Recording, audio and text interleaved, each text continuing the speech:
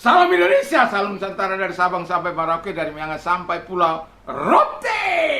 Mantaplah iman kita, mantaplah kasih kita, mantaplah pengharapan kita tentunya dalam Yesus Kristus menjadi Tuhan dan Juru Selamat kita dan Juru Selamat dunia. Jangan katakan bahwa Yesus bukan Tuhan, jangan katakan pula bahwa Yesus bukan Juru Selamat. Dia adalah Tuhan, dia adalah Juru Selamat. Walaupun di luar sana ada orang banyak berkata bahwa Yesus itu bukan Tuhan, Yesus itu bukan Juru Selamat, dia hanya utusan, tapi tidak pernah berkata dia datang dari sorga. Mantap! Karena Yesus sudah berkata, akulah jalan dan kebenaran dan hidup, tiada seorang sampai kepada Allah kalau tidak melalui aku.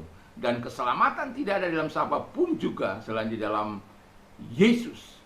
Ya, karena di bawah kolong langit ini tidak ada nama lain yang diberikan kepada manusia yang olehnya kita diselamatkan. Dan karena begitu besar kasih Allah akan dunia ini, sehingga ia mengaruniakan anaknya yang tunggal, supaya setiap orang percaya kepadanya tidak binasa, melainkan beroleh hidup yang kekal. Dan dengan hati percaya engkau dibenarkan, dan dengan mulut mengaku engkau diselamatkan. Jadi pilih yang terbaik. Tuhan Yesus memberkati. Dan selamat malam. Kiranya kekuatan Tuhan, kekuatan firman, kekuatan Roh Kudus, kekuatan iman menyertai setiap kita.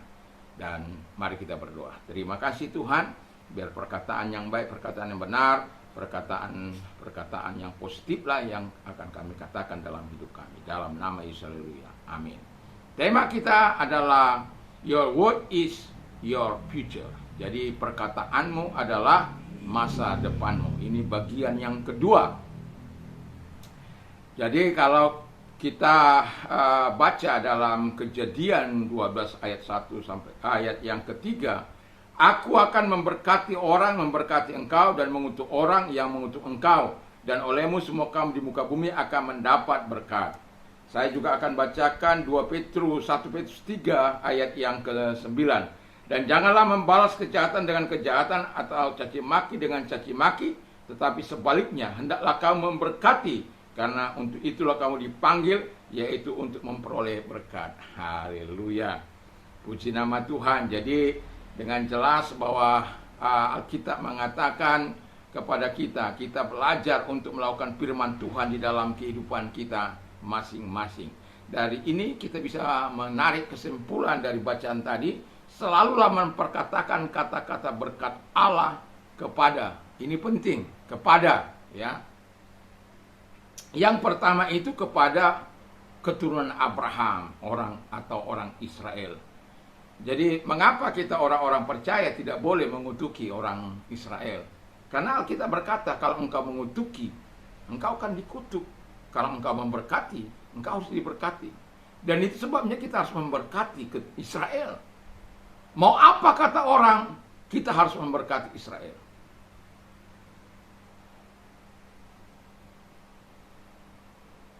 Ini bukan sebuah hal yang harus kita pilih, bukan. Ini adalah sebuah perintah. Kamu mau taat kepada perintah Allah atau kepada perintah manusia. Kalau perintah yang namanya perintah dari Allah yang Maha Tinggi, kewajiban kita adalah melakukannya, bukan membantahnya. Ya kalau mereka tidak percaya, silakan saja. Mereka mau menghujat, mereka mau mengutuk, silakan saja. Tapi dampaknya akan mereka alami. Kita sudah lihat bagaimana itu si Hitler dengan keganasannya, bagaimana kematiannya. Kita sudah melihat Firaun bagaimana ganasnya, kita lihat kematiannya.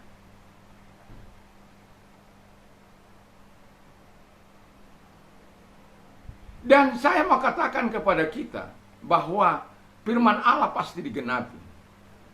Percaya atau tidak, sebagai orang percaya, engkau harus memberkati orang-orang Israel. Yang kedua, siapa lagi yang kita berkati? Kepada orang-orang yang takut akan Tuhan. Itu perlu kita berkati. Itu sebabnya kita diajar untuk berdoa syafaat kepada mereka. Pada orang-orang kudusnya, kepada orang-orang benar. Ya, kepada orang-orang beriman selanjutnya. Dan kepada semua orang, baik itu penjahat, baik itu orang-orang lalim, baik itu orang-orang yang melakukan kejahatan, atau pencurian atau pembunuhan, kita wajib berdoa bagi mereka, memberkati mereka supaya mereka bertobat. Alkitab mengatakan mengapa mereka melakukan itu? Karena mereka tidak percaya kepada Bapa maupun kepada Anak. Mengapa mereka melakukan kekerasan? Karena mereka tidak percaya kepada Bapa maupun kepada Anak. Karena mereka percaya kepada Bapa maupun kepada Anak, mereka akan mendapatkan hal-hal yang indah, yang luar biasa. Karena Tuhan akan mengurangkan kepada mereka Roh Kudus untuk memampukan mereka berjalan di dalam kebenaran. Jadi perkatakan selalu berkat kepada semua orang. Jadi kesimpulannya kepada semua orang, ya. Tetapi yang mau saya katakan, jangan lupa memberkati Israel. Ya, memang kita berbeda dengan kebanyakan orang. Tetapi saya mau katakan, firman Allah adalah firman. Sebagai orang percaya kita harus lakukan. Lalu yang kedua, selalulah memperkatakan kata-kata kebenaran. Saya membacakan coba dalam 2 Timotius, ya. 2 Timotius. Ini kita sedikit banyak bermain ayat. 2 Timotius 14. 2 Timotius 2 ayat 14 sampai dengan 15. Demikian bunyi firman Allah. Ingatkanlah dan pesankanlah semua orang dengan sungguh-sungguh kepada mereka di hadapan Allah, agar jangan mereka bersilat kata, karena hal itu sama sekali tidak berguna, malah mengacaukan orang-orang yang mendengarnya. Usahakanlah supaya engkau layak di hadapan Allah sebagai seorang pekerja yang tidak usah malu untuk berterus terang memberitakan perkataan yang benar. Jadi sampaikan perkataan-perkataan yang benar, ya. Kebenaran Yesus itu adalah kebenaran. Mari kita sampaikan dengan Alkitab mengatakan sebagaimana kita baca, dengan sungguh-sungguh. Dan kita sebagai pembawa, pemberita kebenaran itu harus hidup dalam kesucian. Jangan kita memberitakan Injil, menyampaikan firman Allah, sementara hidup kita dalam dosa, dalam ketidakbenaran. Pernah kan menyaksikan bagaimana orang-orang yang begitu berapi-api menyampaikan berita firman Allah, sementara hidupnya nggak berkenan. Tapi merasa hebat saja itu. Tapi kalau engkau orang yang rendah hati, orang yang betul-betul takut akan Tuhan, engkau akan belajar seperti apa yang dikatakan oleh Yesus. Hidup dalam kekudusannya, hidup dalam kebenarannya. Itu sebabnya Paulus mengingatkan kepada Timotius supaya dia menjadi teladan dalam perkataan, perbuatan, kesucian, imannya, kasihnya, kesuciannya. Nah, kenapa? Kita ini bukan NATO, not action talking only. Ketika kita berbicara, kita ingat Ibrani 4 ayat 12, pedang bermata dua itu, satu ke sana, satu ke sini, satu memotong ke sana, satu memotong ke sini. Jadi bukan karena engkau penyampai firman Allah, kamu merasa suci, merasa lebih hebat, atau seperti saya menyampaikan kebenaran firman Allah, saya merasa hebat, lebih suci dari Anda. Tidak. Tapi kita harus selalu memperkatakan kata-kata kebenaran, hidup sesuai dengan kebenaran. Dan juga Alkitab tadi yang kita baca, tidak usah malu untuk menyampaikan kebenaran.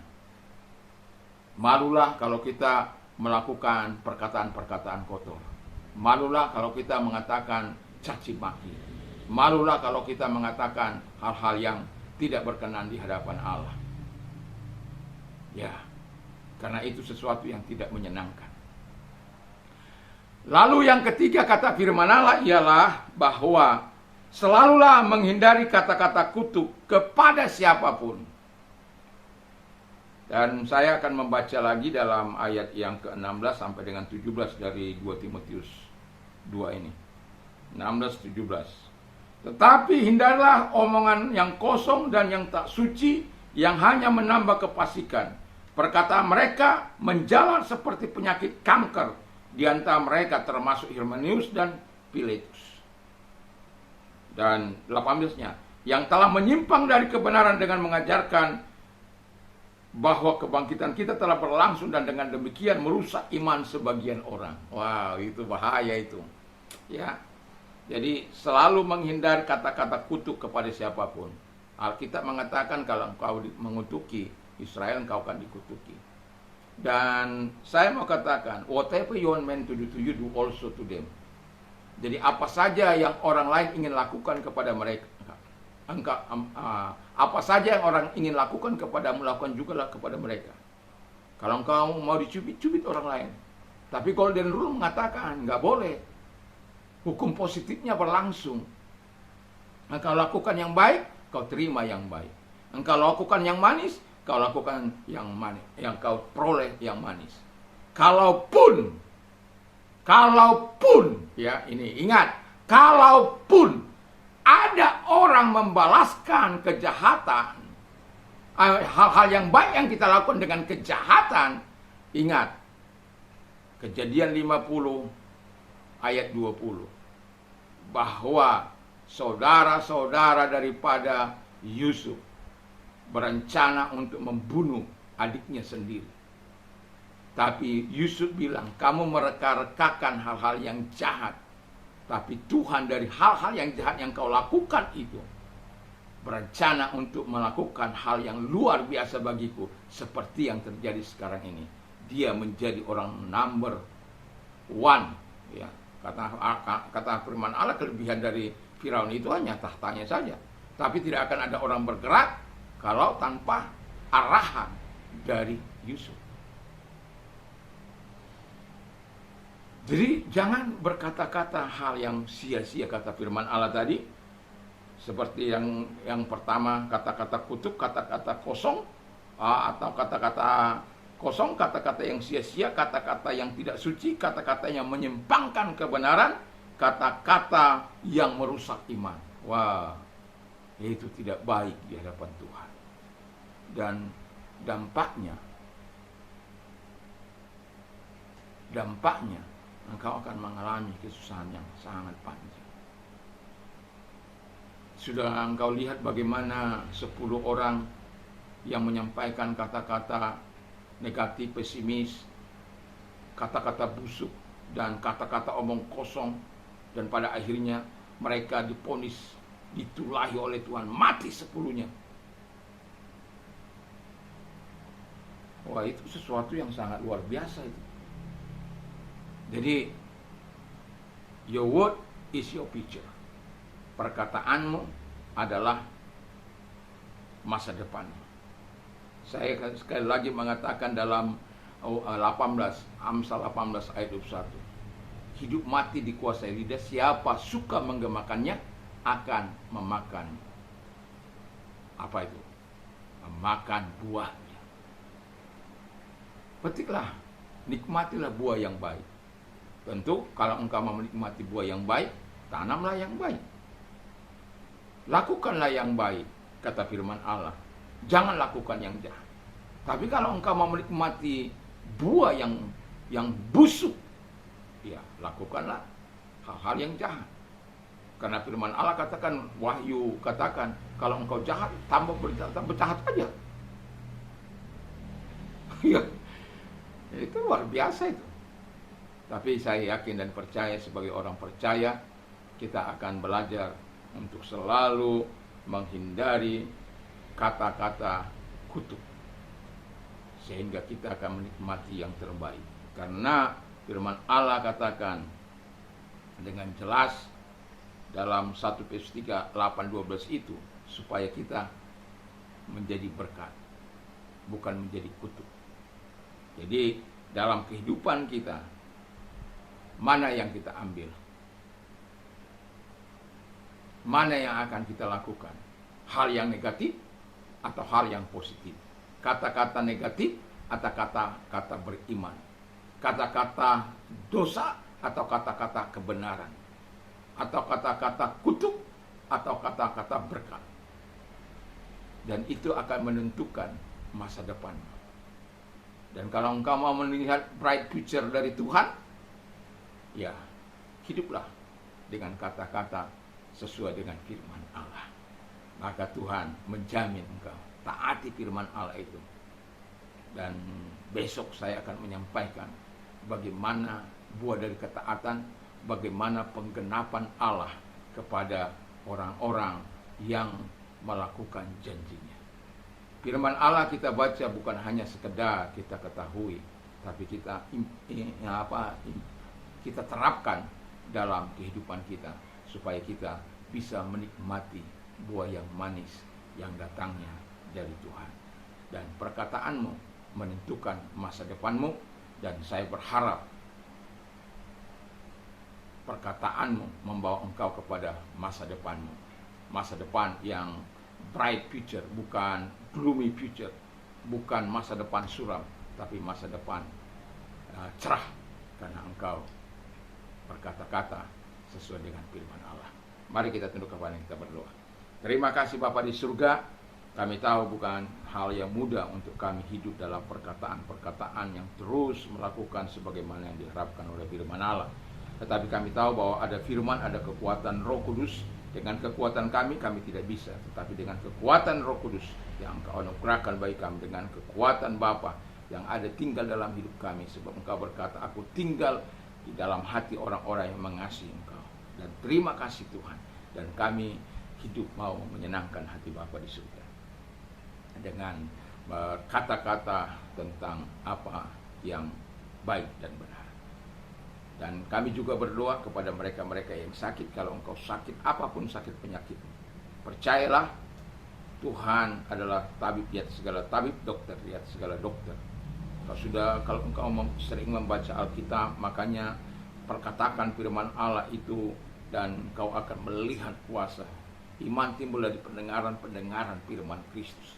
Kalau engkau sering mendengarkan firman Allah, saya yakin dan percaya imanmu akan timbul. Kalau imanmu sampai tidak bisa mengalahkan dunia, imanmu tidak bisa mengalahkan keraguan, imanmu tidak bisa mengalahkan kebimbangan, big question mark for you. Ada pertanyaan besar bagimu, apa yang salah?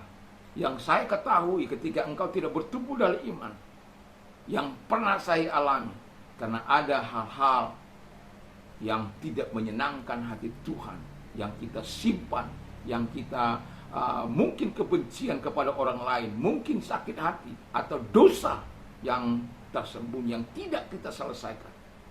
Dan itu menghambat imanmu bisa bertumbuh.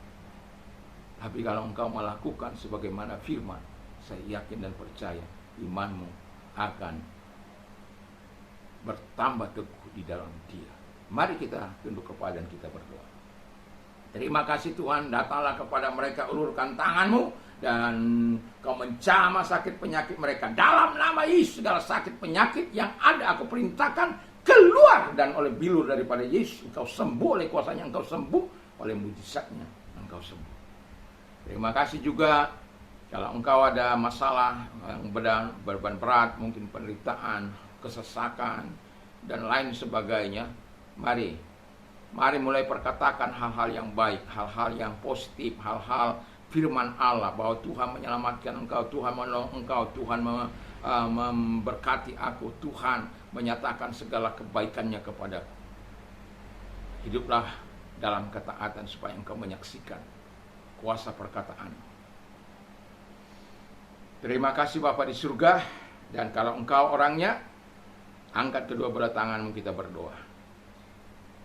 Mereka-mereka yang mengalami masalah dalam hidup mereka, kau telah mengundang, marilah kepadaku, hai kamu yang letih lesu dan berbeban berat, aku akan memberikan kelegaan bagimu, dan legahkan hati mereka. Firman-Mu yang berkata, ketika mereka berdoa, aku menjawab, dan ketika mereka dalam kesesakan, dalam kesusahan mereka, aku akan menyertai, dan ketika mereka dalam persoalan, aku akan melepaskan mereka dan memuliakan mereka. Terima kasih Tuhan, kami percaya janji-Mu, Engkau akan menggenapi janji-Mu kepada setiap orang yang menghadapi masalah. Kami tidak tahu seberapa pun yang mendengarkan firman-Mu, Tuhan, maupun dalam masa-masa sekarang, besok, atau masa-masa yang akan datang, Tuhan Yesus memberkati mereka. Terima kasih Bapa di surga, kami bersyukur, kami berterima kasih kepadamu buat pertolongan-Mu, buat kemurahan bagi mereka. Di dalam nama Yesus kami bersyukur dan berdoa. Haleluya. Amin. Tuhan Yesus memberkati. Mantap, mantap, mantap.